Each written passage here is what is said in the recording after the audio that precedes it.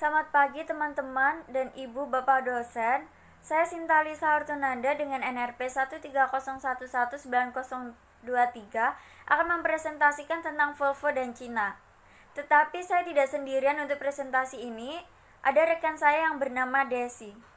Pertama, saya akan membahas abstrak terlebih dahulu, yaitu pada 28 Maret 2018, Geely Group, produsen mobil terbesar ke-10 Cina, mengumumkan telah menyelesaikan pembelian merek mobil mewah yaitu Volvo, termasuk 100% pemegang saham dan aset yang relevan dengan nilai transaksi sebesar 1,8 miliar US dollar adalah yang terbesar akuisisi lintas perbatasan oleh merek mewah barat. Volvo kesenjangan besar antara kedua perusahaan ini telah diprovokasi kontroversi dan bahkan kecurigaan dalam dunia bisnis. Tadi kasus ini membahas mengapa akuisisi ini terjadi dan berusaha untuk memahami motif bisnis di balik ini. Pasar berkembang perusahaan akuisisi lintas batas yang berani. Akuisisi lintas perbatasan oleh perusahaan Cina dalam catatan dan juga milik siapa yang pertama merger di industri mobil Cina. Kesepakatan ini tampaknya merupakan tindakan yang sangat ambisius. Merger dibuat oleh relatif tidak dikenal Cina, perusahaan mobil dengan terkenal merek mewah barat Volvo. Kesenjangan besar antara kedua perusahaan ini telah diprovokasi. Dan yang kedua yaitu adalah Introduction Zhezheng Geely Company. Jadi Zhezheng Geely Holding Group adalah perusahaan manufaktur otomotif Cina milik swasta yang didirikan pada tahun 1986. Perusahaan ini berbasis di Provinsi Hangzhou di Cina. Kompetisi utamanya terletak pada pembuatan mobil, sepeda motor, dan komponen seperti mesin dan transmisi. Sejauh ini penjualan Geely sebagai besar berasal dari pasar Cina dengan 75%. Perjuangannya mencapai 220.000 mobil pada tahun 2008 yang berasal dari Cina daratan dan sisanya diekspor ke negara-negara lain. Geely dikenal untuk menghasilkan mobil murah yang ditargetkan terhadap di Cina, akan tetapi dengan lebih dari 52 merek otomotif asing dan lokal yang beroperasi di Cina. Persaingan telah digorok habis dengan kompetisi yang curam seperti itu. Geely hanya berhasil menangkap 2,5% kecil dari seluruh besar Cina, Tang 10. Dengan demikian, Geely memerlukan perbaikan dan perbedaan produk dengan produk lainnya untuk memperoleh mangsa pasar yang lebih besar. Dan yang ketiga, saya membahas tentang Volvo background. Jadi perusahaan mobil Volvo adalah sebuah produsen mobil Swedia yang didirikan di Gothenburg, Swedia tahun 1927. Ini adalah salah satu dari 20 perusahaan mobil terbesar di dunia yang memiliki prestis tinggi yang didasarkan atas kualitas dan kinerja yang sangat bagus di Eropa Utara, khususnya dikenal karena keamanan dan pengaruhnya terhadap lingkungan. Perusahaan ini telah diperdagangkan beberapa kali dalam sejarah. Volvo awalnya dibentuk sebagai perusahaan tambahan dari perusahaan pembuat bola SKV. Ketika Volvo AB diperkenalkan pada Bursa Efek Swedia pada tahun 1935, SKV menjual sebagian besar saham perusahaan itu. Mobil Volvo dimiliki oleh Volvo AB sampai tahun 1999, ketika mobil itu diperoleh oleh perusahaan motor Ford sebagai bagian dari grup otomotif utamanya. Yang keempat, saya akan menjelaskan tentang the emerging car market in China. Sejalan dengan perkembangan ekonomi China, permintaan mobil di China telah meningkat secara drastis. Selama 10 tahun terakhir, China telah melampaui Jepang dan Amerika Serikat dalam permintaan mobil oleh tahun 2005 dan 2009. Hal ini dapat diamati pada gambar 1. Meskipun permintaan mobil di Cina meningkat sangat cepat, hal ini tidak selalu berarti bahwa semua permintaan konsumen potensial telah jenuh. Sebuah prinsip pengembangan pasar mobil yang diterima secara luas menyatakan bahwa PDB per kapita melampaui 3.000 US dollar. Mobil akan menjadi lebih umum di pasar itu. Mengikuti prinsip ini, ada 25 provinsi di Cina daratan untuk PDB per kapita yang melewati 4.000 dolar pada tahun 2011. Namun, kepemilikan mobil per 1.000 orang di Cina hanya 38, jauh di bawah 800 di Amerika Serikat dan kemudian 540 di Jepang dan juga jauh di belakang setara dunia rata-rata 120. Perbandingan ini menunjukkan bahwa potensi pasar mobil di Cina masih belum dimanfaatkan, bahkan masih memungkinkan pembangunan cepat pada dekade terakhir ini. Yang kelima yaitu the changing market structure.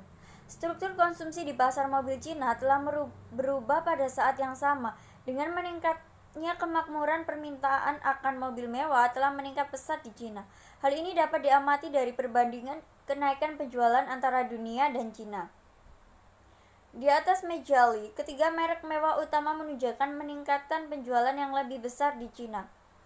Volvo juga mengalami peningkatan penjual di pasar Cina seperti dapat dilihat di gambar 2, tetapi pangsa pasar di pasar mobil mewah Cina sebenarnya menurun dari 13,4% pada tahun 1996 menjadi 8,2% pada tahun 2008. Saya akan melanjutkan presentasi dari teman saya. Perkenalkan, nama saya Desi Olivia Handako Putri, NRP 130117910. Saya akan menjelaskan the Chinese Automobile Industry. Berdasarkan penjualan pada tahun 2009, meskipun Geely adalah salah satu dari 10 pembuat mobil teratas di dataran Cina, masih lebih kecil dibandingkan dengan yang lain. Faktor lain yang membuatnya lebih mungkin menjadi target akuisisi. Berikut adalah ranking dari industri Cina. M&A strategi perusahaan yang berurusan dengan membeli atau menggabungkan perusahaan yang berbeda dengan tujuan untuk mencapai pertumbuhan yang cepat. Investor dan perusahaan menentukan jenis kesepakatan yang mereka lakukan. Tujuan yang paling umum adalah meningkatkan kinerja keuangan dan mengurangi resiko. M&A strategi proses. Pertama, determine business plan driver, yaitu tentukan pergerak rencana bisnis. Kedua, determine acquisition financing contract, yaitu tentukan kendala pembiayaan akuisisi. Ketiga, develop acquisition candidate list, yaitu menyusun daftar kandidat akuisisi. Keempat, build preliminary valuation model, yaitu bangun model valuasi awal. Kelima, rate or rank acquisition candidate, yaitu tingkat atau peringkat kandidat akuisisi. Keenam, review and approve the strategy, yaitu tinjau dan setujui strategi. Strategi rasional untuk M&A decision. Pertama, improve a company performance, yaitu meningkatkan kinerja company. Kedua, consolidate to remove excess capacity, yaitu konsolidasi untuk menghilangkan kelebihan kapasitas. Ketiga, improve a product time to market, yaitu meningkatkan waktu produk ke pasar. Keempat, acquire technologies, expertise, product, and resource, yaitu memperoleh teknologi, keahlian, produk, dan sumber daya. Kelima, exploit economic of scale in specific industry, yaitu memanfaatkan skala ekonomi dalam industri tertentu. Keenam, invest in young companies with loss of promise, yaitu berinvestasi di perusahaan muda yang kehilangan janji. Beginning of acquisition process. Tujuan semula Ford untuk memperoleh Volvo adalah untuk memperoleh teknologi terkemuka tentang keamanan dan konservasi energi. Setelah beberapa tahun kontrol, tujuan ini telah direalisasikan. Ford menghadapi pressure untuk bertahan hidup. Pada akhir tahun 2008, utang Ford sebesar 25,8 triliun. Menjual aset modal yang tidak menguntungkan adalah strategi bertahan hidup. Ford telah menghilangkan usahanya di ujung kaki banyak merek non-core.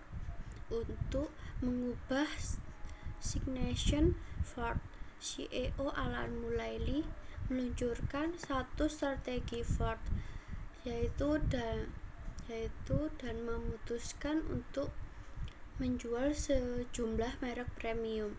Ford